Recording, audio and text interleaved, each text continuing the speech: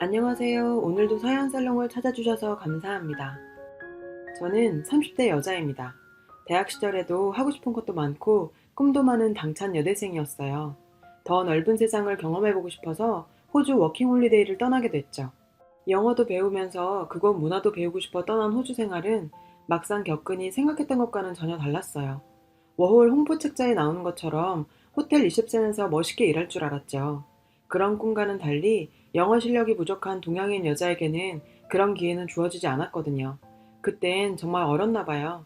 지금 생각해보면 굳이 인종차별을 생각하지 않더라도 영어 때문에라도 당연한 일인걸요. 어쩔 수 없이 동양인만 잔뜩 모여있는 딸기 농장에서 딸기 피킹밖에 할 수 있는 일이 없었어요. 매일 농장과 숙소를 오가면서 이건 뭐 영어를 배우러 온 건지 그냥 노동을 하러 온 건지 일하고 나면 하루가 고단해 서로 얘기는커녕 잠들기 바빴죠. 도대체 호주에 뭐하러 온 건지 후회 같은 심정으로 호주 생활을 하고 있었습니다. 물론 그런 생활을 즐기는 친구들도 꽤 있었어요. 저는 정말 당장이라도 집에 돌아가고 싶었지만 호주에 온 지 2달도 안 돼서 돌아가는 건 정말 주변 사람들에게도 자랑해놓기도 했고 환경이 이렇다고 무언가 포기하면 앞으로 내 인생에서 뭘 해낼 수 있을까 하는 생각도 들더라고요. 이렇게 돌아갈 수 없었던 저는 어떻게든 호주 생활에 적응하기 위해 워홀러들을 위한 카페에 가입했는데 그곳에서 남편을 만나게 됐어요. 1년차 워홀러였던 남편은 병아리 워홀러인 저에게 본인도 다 겪은 과정이라며 많은 걸 조언해줬습니다. 그렇게 쉬는 날마다 만나서 일주일간 있었던 얘기를 하소연하며 시간 가는 줄 모를 정도로 편한 사이가 되었고 친구처럼 혹은 연인처럼 호주 생활에 점점 적응해 갔어요. 전 이 이역만리 타지에도 의지할 곳이 생겼다는 자체에 마음이 안정이 되었고 남편의 도움으로 농장에서 벗어나 골든코스트에 있는 작은 호텔에 취업을 하게 되었어요. 드디어 제가 꿈꾸던 호주 생활을 시작했어요. 정말 농장에서 일하는 거랑은 천지 차이였죠. 거의 온종일 영어만 쓸 정도로 영어만 쓰다 보니 하루가 다르게 영어 실력도 쑥쑥 올라갔고 다양한 나라의 사람들을 상대하면서 즐거운 나날들을 보내고 있었어요. 그런데 만남이 있으면 이별이 있듯 남편의 비자가 끝나게 되면서 한국으로 돌아가게 되었는데 사실 그때까지만 해도 좋은 사이라고 생각은 했지만 사귄다거나 뭐 결정적인 일들이 있었던 건 아닌 상태로 저희는 이별하게 되었습니다. 몸이 떨어지면 마음도 멀어진다고 점점 연락도 줄어들게 되고 그렇게 시간이 흘러 저도 2년간의 호주 생활을 마치고 한국으로 들어왔고 넓은 세상의 경험을 하고 와서인지 자신감도 넘치고 뭘 해도 할 수 있겠다는 생각이 들던 시기에 열심히 취업에 도전해 대학 졸업 후 바로 외국계 회사에 들어갔어요. 취업 후 바쁘게 생활을 하고 있는데 한 통의 전화가 왔어요. 수정아, 오랜만이야. 한국 들어왔다면서 잘 지내지? 정말 한참을 기다리고 있었는데 이제서야 연락해온 남편이 야속하기도 했어요. 하지만 이렇게라도 다시 인연을 이어갈 수 있다는 사실에 기뻤죠. 호주에서 못다이로 인연을 이어가면서 저희는 사귀게 되었습니다. 남편은 회사 생활로 바쁜 와중에도 단 1시간이라도 얼굴 보기 위해 저희 집까지 찾아와줬고 365일 중에 365일 봤다고 해도 과언이 아닐 만큼 불타는 연애를 했어요. 남편의 프로포즈를 받아들여 결혼하게 되었어요. 결혼 2년차까지는 정말 신혼생활이 이런 거구나 싶을 정도로 행복했고 아이까지 가지게 되어서 저희는 세상 부러울 게 없는 부부가 되었죠. 출산을 앞두고 시어머니와 남편은 곧 아이도 나오게 되는데 제가 회사를 계속 다니는 건 무리가 있지 않느냐며 남편이 돈 잘 버니 아이가 조금 클 때까지는 회사를 그만두는 게 어떠냐고 제안했어요. 어렵게 들어간 회사 그만둔다는 게 아쉽기는 했지만 아이에게 엄마가 있어야 하는 것 또한 당연한 일이긴 했죠. 신생아 때 엄마의 케어가 중요하기도 하고요. 아이가 조금 클 때까지만 회사를 그만두기로 결정했어요. 그땐 사실 몇 년 쉬어도 재취업 잘할 자신도 있었습니다. 출산 후 아이와 2년의 시간을 보내고 저도 슬슬 사회로 복귀를 위해 재취업을 알아봤지만 제가 생각했던 것과 달리 출산 후 경력이 단절된 여자에게는 사회는 냉혹하기만 하더라고요. 왜 경력녀라는 말이 나온지 실감했어요. 그래도 저는 저의 일을 하고 싶었습니다. 작은 레스토랑 사장이 되는 게 꿈이었던 저는 오랜 고민 끝에 호주에서 호텔에서 서비스하며 일한 경험을 살려 레스토랑 창업을 해보기로 결정했어요. 남편도 좋은 생각이라며 저를 적극 지지해줬고 저도 정말 자신이 있었거든요. 이 선택이 제 인생에 얼마나 큰 파도를 몰고 올지 그때는 미처 생각하지 못했습니다. 야심차게 시작한 퓨전 레스토랑은 제 의욕만 너무 과했던 걸까요? 음식 맛과 서비스는 좋다는 평가를 받았지만 운영하면 할수록 젖잘 폭만 커지게 되고 도저히 가게를 지속할 수가 없었죠. 오픈 1년 만에 폐업하게 되었습니다. 사업 실패의 후유증은 너무나 컸어요. 제가 모아둔 돈을 다 날린 건 물론 오픈할 때 대출받은 돈과 적자로 인해 쌓인 빚이 1억 가까이 됐어요. 하지만 정작 더 큰 문제는 남편과 시댁의 태도 변화였어요. 가게를 접은 뒤 남편은 집에도 늦게 들어오고 저만 보면 한숨 쉬면서 투명인간 취급을 했고, 시아버지께서는 암탉이 울면 집안이 망한다는 옛날 말이 전혀 틀린 게 없다며 저를 볼 때마다 얘기하셨죠. 1억의 빚까지 지게 된 건 모두 제 잘못이니까 입이 10개라도 할 말이 없었고, 정말 죄인이 된 양 위축돼서 지냈어요. 꿈 많고 당당하던 저의 모습은 온데간데 없고 남편과 시댁의 눈치만 보며 지내게 되었습니다. 사실 어머니 성격상 이 사실을 알면 쓰러지실 수 있다는 생각에 남편과 시아버지는 어머니께 자세한 내용은 일단 숨기고 있던 중이었어요. 어느 날 어떻게 아셨는지 제 가게가 망한 걸 넘어 1억 빚까지 지게 되었다는 사실을 알게 된 시어머니는 흥분한 모습으로 저희 집으로 찾아오셔서 제 뺨을 때리더라고요. 아이고, 수연 엄마는 의사 사이 보고 떵떵거리면서 사는 거 눈꼴 싫어 죽겠는데 누구는 며느리 잘못 봐서 집안 폭삭 망하게 생겼네. 도대체 사돈은 자식 교육을 어떻게 했길래. 우리 아들이 네 빚 갚는다고 인생 망치는 거 나는 눈 뜨고 못 본다. 너 같은 며느리 필요 없으니 당장 이 집에서 나가라. 부모님에게도 맞아보지 않은 뺨까지 맞고 쫓겨나듯 집에서 나온 저는 친정에도 갈 수 없었고 울면서 남편에게 전화를 했어요. 그래도 이런 상황에선 제 편이 되어줄 거라고 생각했던 남편은 이미 시어머니와 같은 생각인 듯 했습니다. 오빠, 사실은 오늘 어머님이 찾아와서 엄마 만났으면 대충 들었겠네. 난 이 빚 갚아줄 생각 없으니까 우리 이혼하자. 너 때문에 내 인생까지 망칠 순 없잖아? 네가 빚진 건 이혼 사유로 충분한 거 너도 알지? 우리 질펀하게 굴지 말고 그냥 깔끔하게 헤어지자. 알겠지? 아니, 그래도 내가 열심히 일해서 빚 갚을게. 우리 딸 소희도 있잖아. 제발 그러지 마. 제가 울면서 애원을 해봐도 정말 그렇게 자상하던 남편도 돈 앞에서는 피도 눈물도 없이 차갑더라고요.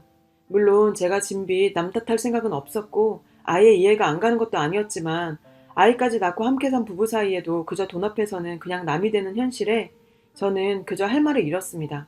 그래서 남편인 건지. 그렇게 이혼하게 되었는데 법원에서는 경제력도 없고 빚만 있는 저에게 양육권을 맡길 수 없다며 남편의 손을 들어줬고, 저는 빚만 가진 채 쫓겨난 꼴이 됐어요. 시댁에 찾아가서 아이만큼은 제가 키우게 해달라며 무릎 꿇고 빌었지만 문도 열어주지 않더라고요. 희망이란 없는 긴 어두운 터널을 지나는 듯한 그 시기에는 극단적인 선택을 하는 사람들의 심정이 이해될 정도로 나쁜 생각조차 하기도 했고요. 하지만 생각하면 할수록 1억 빚까지 지게 된 건 전적으로 제 잘못이지만, 네, 맞아요. 1억이란 돈 정말 큰 돈이죠.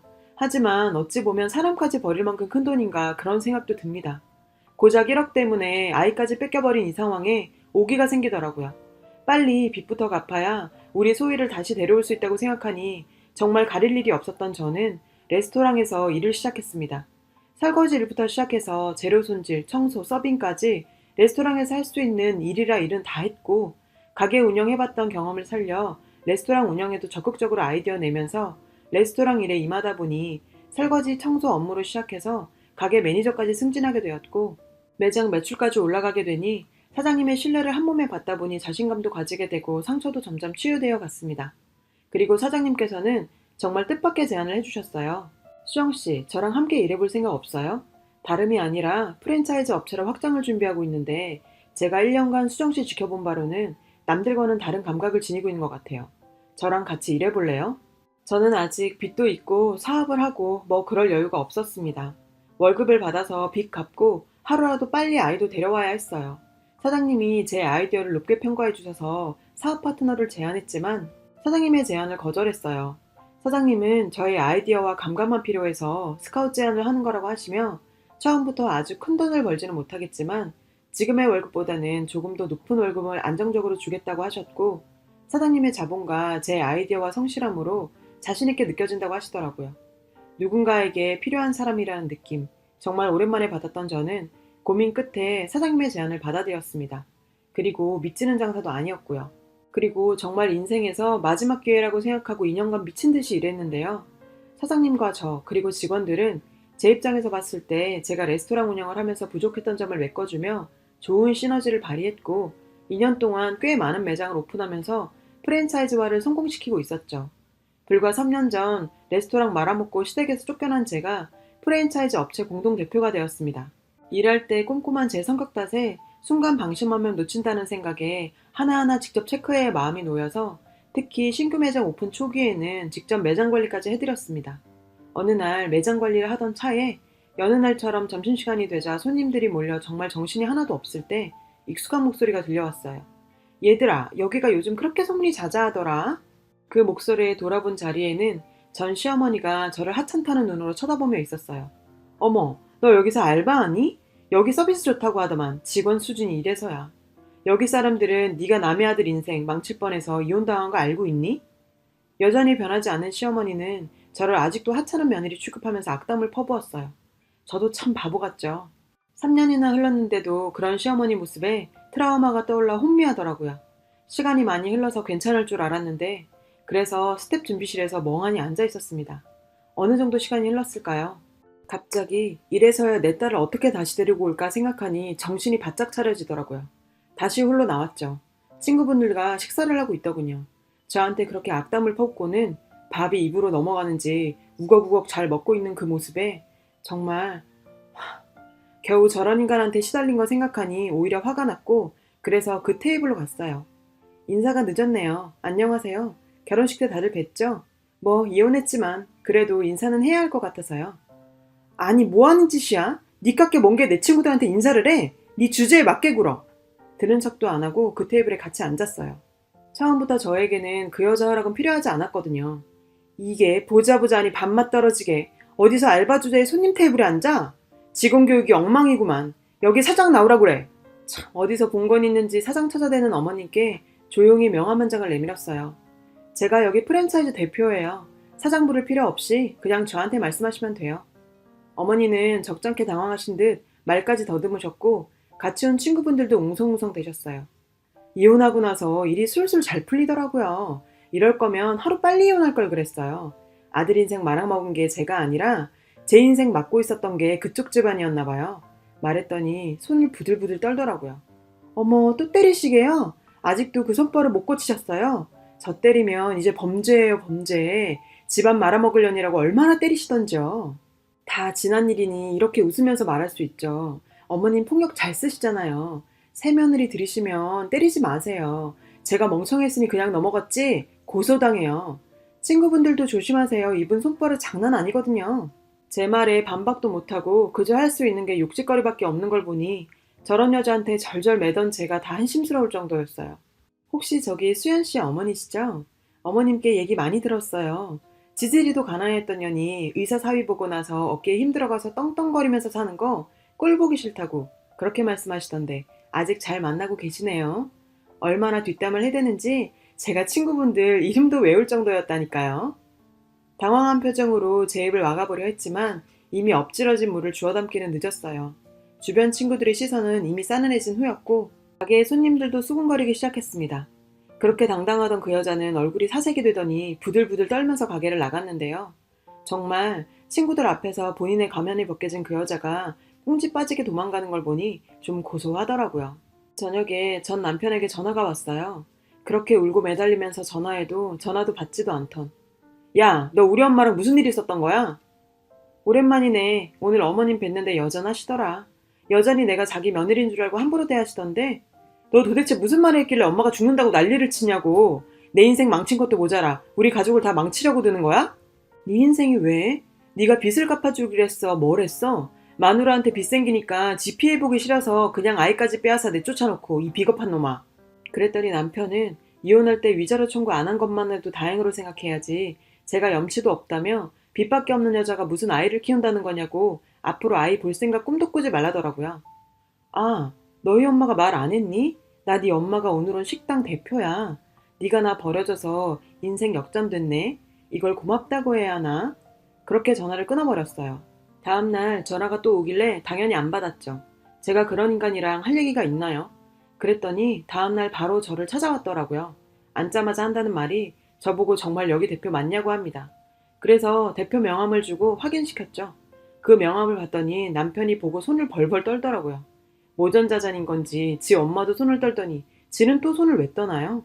저보고 딸은 볼 생각도 말라던 사람이 소희 엄마, 아니 여보, 우리 소희 다시 같이 키워보는 건 어때? 내가 아무리 봐도 소희한테는 엄마가 필요하고. 이럽니다. 진짜 입을 한 대 때리고 싶었지만 보는 직원들도 있고 해서 참았어요. 야, 1억 참. 그래, 그거 갚기가 힘들더라. 근데 네 애까지 낳아준 마누라까지 버릴 큰 돈은 아니던데? 네 엄마 말대로 주제에 맞게 행동해. 어딜 봐서 여보야. 그리고 내가 우리 소희를 왜 못 봐? 네 말대로 내 딸한테 내가 필요해. 곧 변호사 통해서 연락 갈 테니까 기대하고 있어. 그렇게 전 남편을 내쫓았어요. 저는 곧 양육권 반환 소송을 냈습니다. 변호사님께서는 제가 양육권을 뺏긴 이유가 경제력이 없었던 것밖에 없었기 때문에 빚도 다 갚았고 돈을 벌고 있는 지금이라면 충분히 양육권을 가지고 올 수 있다고 하셨어요. 무엇보다 아이가 스스로 원하는 일이기 때문에 좋은 결과 기대할 만하다고 하더라고요. 그렇게 좋은 조건으로 시작한 소송임에도 남편은 무슨 오기였던 건지 포기하지 않았습니다.